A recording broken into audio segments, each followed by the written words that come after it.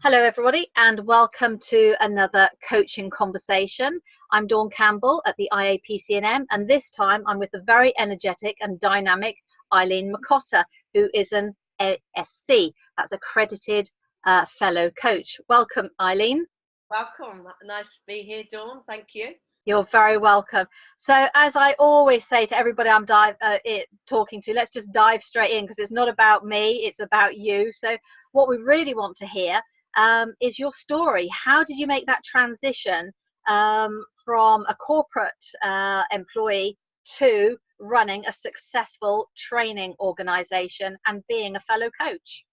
Great. Well, I was first of all independent, so I did personal training and nutrition. Okay. I was kind of doing that for about 20 years, but before that, I was working with young offenders and helping them to get out of crime. So I was actually, without me knowing it, I've been invested and working with people trying to change their behaviours for a long time. And then I noticed that people weren't getting slimmer, people weren't following the personal training programs, or were struggling to be compliant to the weight loss advice that was given. I thought, how come this is the case? And went down trying to force people to get fit. I thought, this isn't working. Then in my personal life, my relationship wasn't working. And then I flew over to America just to find out more about meridians and chakras and learned about the concept of self-sabotage. And this is about, I'm going back 14 years ago now, when self-sabotage was a word that wasn't even used. I didn't even know what self-sabotage was. And then I just kept going back every year to this coaching program just for my own personal development, and started adding some of these concepts to my personal training clients. And then I became known in the area to really help people when they were stuck. And then I kind of came known for people that were stuck with sabotaging their relationships, their finance, money relationships, or their body shape and confidence relationships.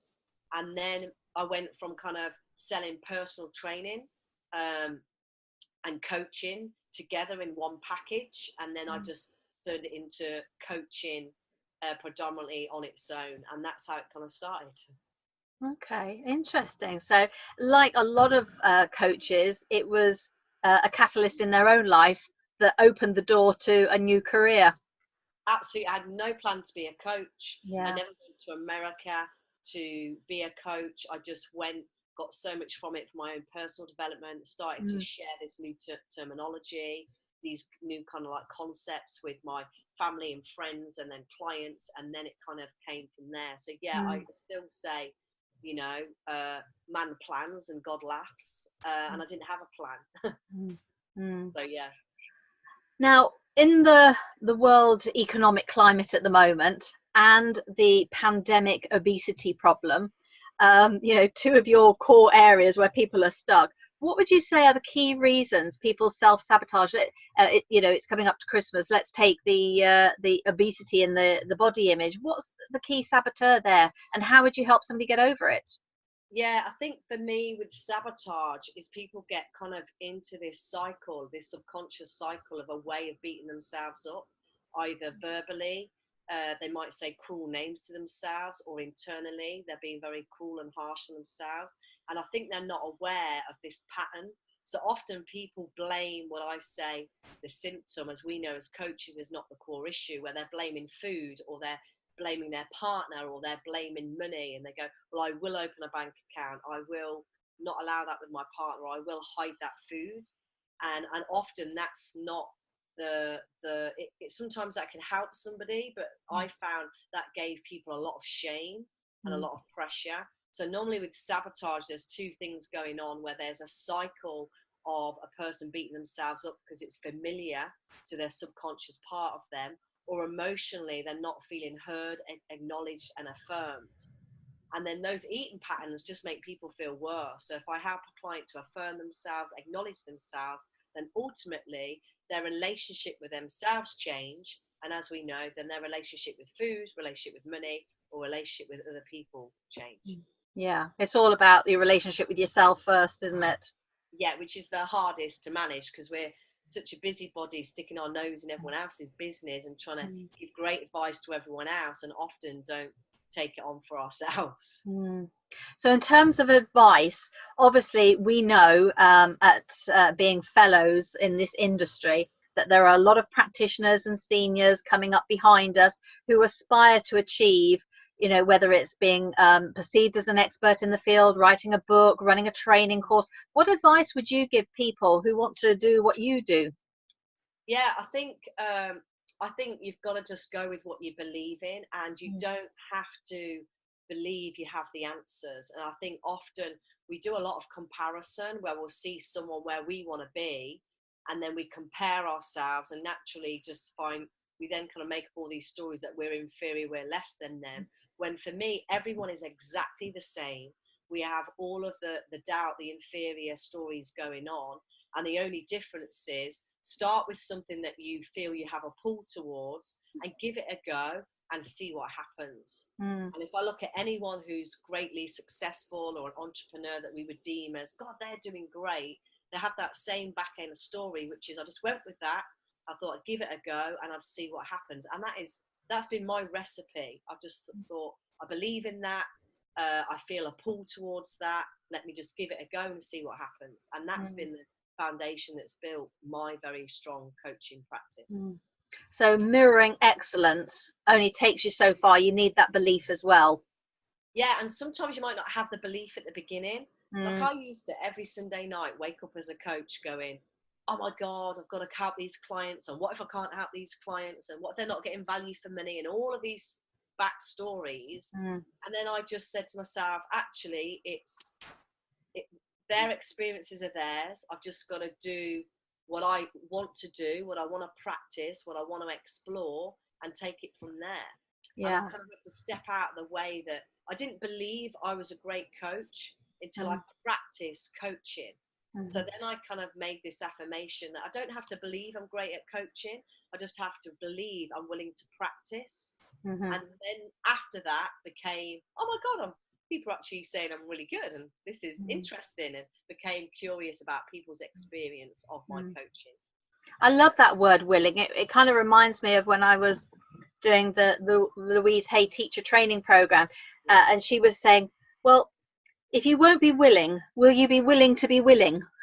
Yeah. And you know, you just keep adding willing to it until you say, yes, okay, I'm willing to be open to it and give it a go. Yeah, absolutely. Yeah.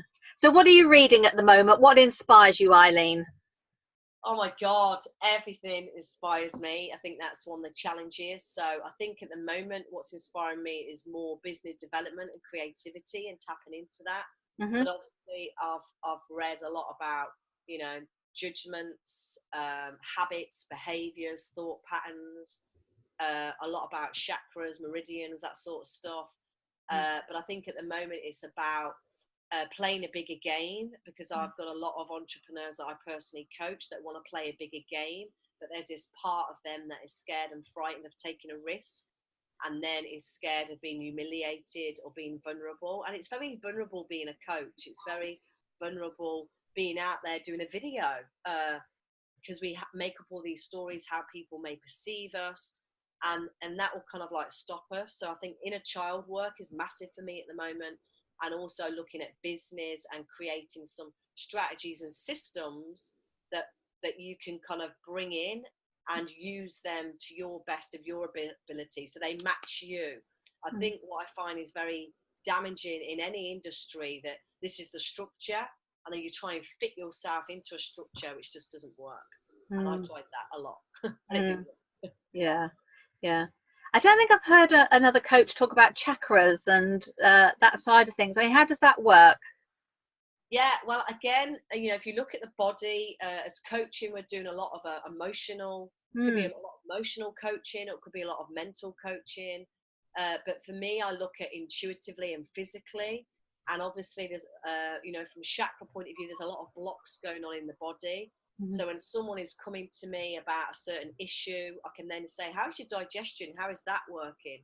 And then I could get them to do some work in their own time on the chakras. So it's kind of supporting the coaching that I'm doing and giving them extra added value. And also they get better results because they can do that in their own time as well. And then they become more open and interested to many ways to how we can go to the root of what's kind of blocking us or stopping our growth. So you work with your clients quite energetically then? Yeah, absolutely. First of all, it's a belief or a thought pattern that they have, that they're very aware that they're getting in their own way, and they're very aware that they have kind of a behavior cycle that keeps repeating, and they just can't seem to get out of it or break it in some way. So then I work a lot intuitively, what intuitively might be going on, but energetically. But I always call it IMESP. So I'm looking at the intuitive blocks, mental blocks, emotional blocks, spiritual blocks, and physical blocks. And I'm looking at all of it holistically. When initially, when I started as a coach, as a kind of like life coach, I just looked at their life and I realized I wasn't getting very far, or they might be great in one aspect of their life, but not in another aspect of their life. And then I kind of took it to be more of an holistic approach. Yeah. And that makes you a much more well-rounded practitioner to enable to help the client, as you say, become unstuck, because you're opening up those blockages. Yeah, and I have many clients that I always have that belief, meet a client where they are, and some clients might be blocked at head level, and then you're trying to get them to be all touchy-feely and spiritually and open, and they're not. Or you could be really open and touchy-feely, but for someone to get something done, then they've got to be more masculine energy, they've got to be more action orientated. So for me, it just worked having access to all of those ways in an individual. Okay, interesting. So if you were to have a supper party, who would be the great minds that you would like to invite? Oh my God. Funny or not, sounds weird, my parents. Yeah. Because I believe if you can make peace with your expectations of your parents, and I think you make peace with yourself. So definitely my parents. That's a big one. Because after all, they gave me life, and their experiences of what they gave me or what they didn't give me kind of created the person I am today. So definitely them. Definitely, I would like Robin Sharma. I think he does brilliant stuff in leadership work, and I like his spiritual core essence of that.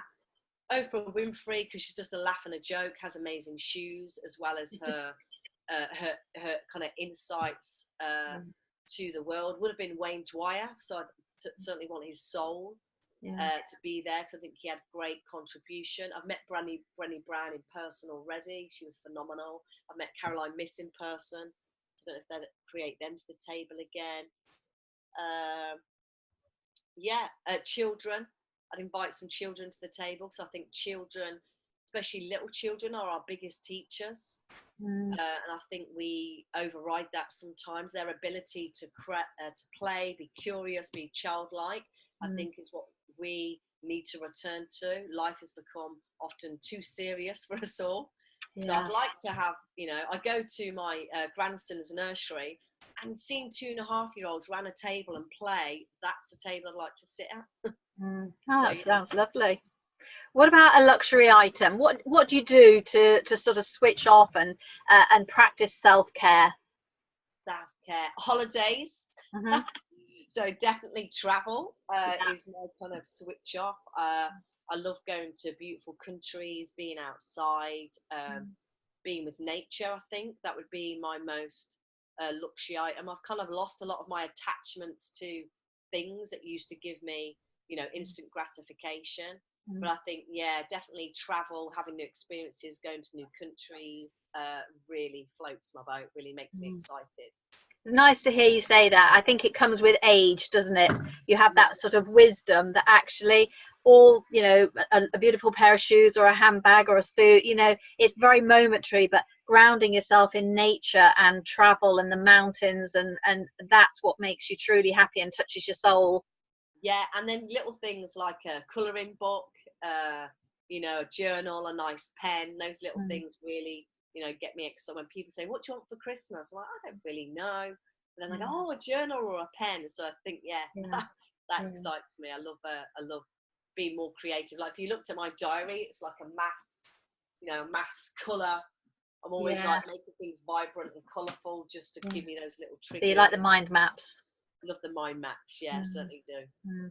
So what can students expect from you? Because I know that you're very creative and you've always got massive sellout classes. What can people expect for the next training session, Eileen? Do you mean like an individual training session or next year? Next year. Next year. So next year I kind of plan a year ahead, kind of a plan, and then let the higher purpose take it wherever it goes. So in January I have a Play a Bigger Game mindset retreat. So that's particularly for entrepreneurs that firstly want to come and play again, learn to connect to themselves and play. And I've got shamanic like healing things going on. We've got yoga, Pilates, outdoor functional training if you want to get in and be a bit gritty, meditation, and then just like-minded people being together who want to grow their own business, and most of all want to grow their own business and have an impact in the world and contribute to the betterment of us all. So that's in January, and then March, July and October I have one-day workshops. Some of them are 2 days, and they're on different topics of how we can use the archetypes to accelerate our connection with ourselves and also to accelerate our business. Money matters. There's a lot of money things going out there, and I think helping people to have a greater relationship with the root cause of their money and their loyalty to money. I've got workshops on relationships, self-sabotage, changing fundamental habits that we have. So yeah, I've got that kind of all planned out for the year. Good. As well as I have a group coaching program where people get coached within this group twice a week. So that's like a membership program, and I support, and I'm building that community. So yeah, and then individual one-to-one clients. So I think that group support is actually really important from a training provider's point of view, that when they've completed the course, they might turn out as great coaches, but they lack the business skills or the confidence or the acumen to just turn what has become a very expensive hobby into a business. So the fact that you do that support, I think, is really helpful, and probably well received. Absolutely well received, because you know, like any business, you know, other businesses, they might have support where they have a sales meeting with a team, or they have an appraisal, and when we work independently it can become quite isolating, and especially if you're quite kinesthetic, you might just need someone else to talk to and connect to. And I support a lot of coaches, not only with how can they create coaching content, but how can we get support as a coach? Because sometimes you might coach a client with a difficult challenge, and you take that challenge home with you. As much as you protect your own energy, we're very caring, we're very thoughtful, we want to make a difference. We also internally want to be liked. We care, like, you know, we can say, you know, if someone gives you a bad comment, don't care about it on your Facebook page, but we do care. So I think when I support coaches, it enables them to have that network, and then the power of collective consciousness together is so powerful that people then, once they've achieved their certification within the program, they then want to, you know, join that group. So yeah, that's growing, and that's exciting for me too. Good. And how important is being accredited by the IAPC&M for you and your business and your students then, Eileen? Oh, massively important.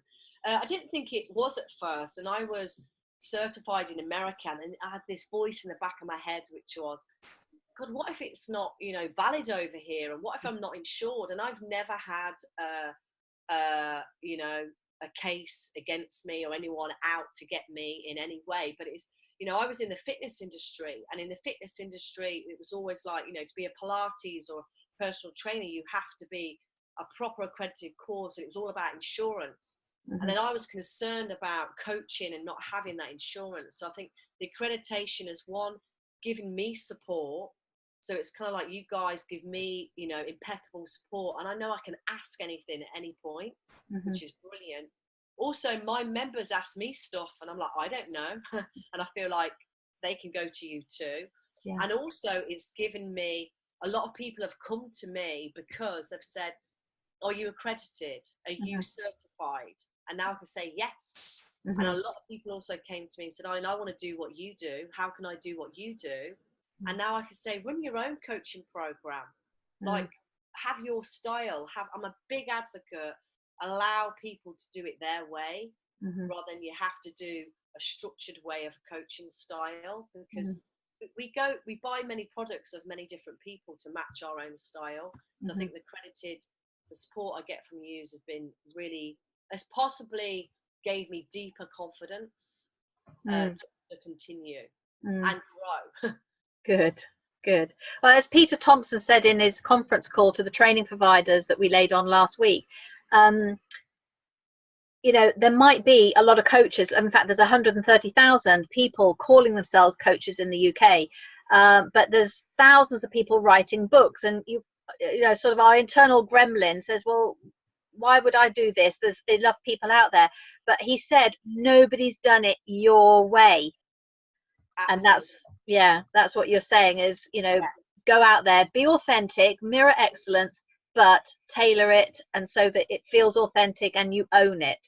Yes. And I see life as kind of like a jigsaw, because again, in the industry, a lot of coaches can compete because it's a natural process as children where we competed with our siblings, we competed with people at school, and then we start to compete with other coaches. When for me, I see it as, if life's a jigsaw, I'm on my piece of my jigsaw and I have my style, my way, and I draw in people that really connect to my energy. And you could be on your jigsaw next to me, but you have your way, your style, and people will connect to that. We don't like the same things. And I think it's the same where, and I just want to empower coaches to, you can have it your way, create your content and what you believe in. And people, especially in today's climate with the internet, there's somebody will want it, somebody will be drawn towards you and interested. And some people won't be drawn towards you, and that's nothing personal about you. That's right. You've just got to put the message out there in the universe. And I think that's one of the stumbling blocks, and you probably know this because of your support group. Great coaches, frightened of selling, frightened of marketing, frightened of putting themselves out there. So how do clients find them? They have to get out there somehow, don't they? In a way that they're confident and authentic about, and it doesn't have to be a big sell. No. And in fact, it shouldn't be a big sell, because for me, if you're doing a big sell, then you're going to have, buyer's remorse where people kick back. For me, I say to the coaches that I coach, it's two things. It's sharing. You are sharing rather than selling, and it's an invitation. You're inviting people to, here's an invitation. If you wish to join this coaching program, I believe this is how it would help you. It's an invitation. Would you like to be part of it?